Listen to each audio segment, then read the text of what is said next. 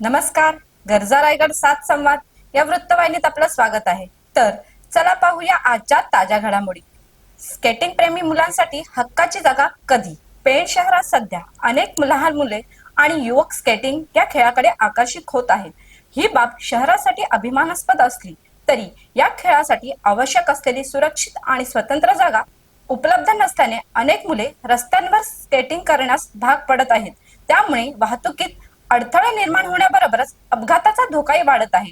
मात्र यासाठी मुलांना किंवा त्यांच्या पालकांना दोष देणे योग्य ठरणार नाही, कारण स्केटिंग हा खेळ करण्यासाठी त्यांच्याकडे पर्यायच उपलब्ध नाही. खेळाची आवड जोपासण्यासाठी आवश्यक सुविधा उपलब्ध करून देणे ही स्थानिक प्रशासनाची जबाबदारी आहे.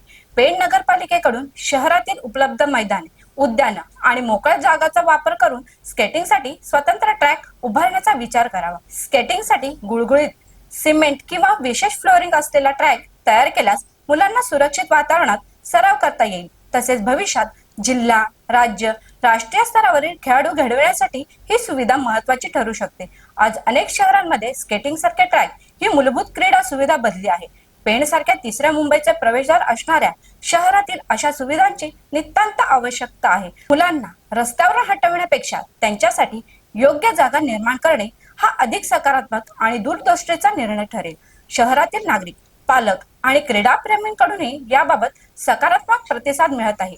त्यामुळे पेण नगरपालिकेने पुढाकार घेत शहरातील एखाद्या मैदानात किंवा उद्यानात स्केटिंगसाठी स्वतंत्र ट्रॅक उभारण्याचा निर्णय घेतल्यास तो मुलांच्या भविष्याच्या दृष्टीने महत्वाचा टप्पा ठरेल.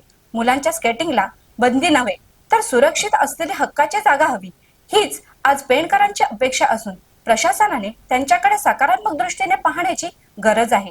तर अशाच अनेक ताज्या घडामोडी पाहण्यासाठी गरजा रायगड 7 संवाद या वृत्तवाहिनीला सबस्क्राईब करून बेल आयकॉनवरती क्लिक करा.